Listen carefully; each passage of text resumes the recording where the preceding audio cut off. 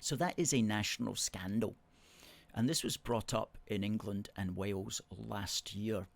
And the government and police in England and Wales looked at it and they said, we're going to stop doing this for almost all of these NCHIs, and we're only going to record it if it was a sufficiently serious incident that we think is important to record for whatever guidelines they had for that. But here in Scotland, you can phone them up, said my next door neighbours just called me a BAM and I find that hateful, and the police will go, okay, so let's take his name, and he had no intention to stir up hatred against BAMs worldwide, but it is a sufficiently serious thing for us to record that as an incident. We'll write his name down here and that'll be forever on his record.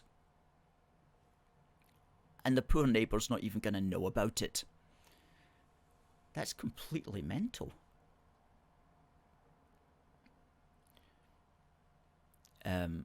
Sorry, I shouldn't have said mental.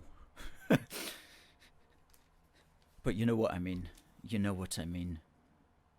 So this was noted actually by a good letter here in the Scotsman on the 1st of April. Every time the Scottish Government is called on to defend its new Hate Crime Act, it reiterates that the threshold for proving criminality will be high. But surely the problem is not the threshold for proving a crime, but the threshold for proving a non-crime incident, which seems to be, quote, someone was offended. The idea the police should occupy themselves with investigating non-crimes is fairly new. The question no one seems to be asking is, what will be the future impact on an individual of having a non-crime hate incident recorded against them? Will it show up in a DBS check? Will they be required to declare it when applying for a job or visa?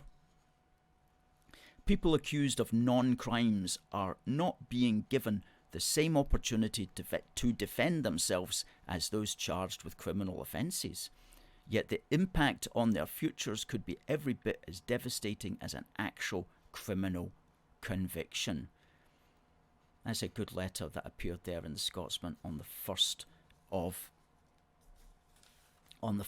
of April.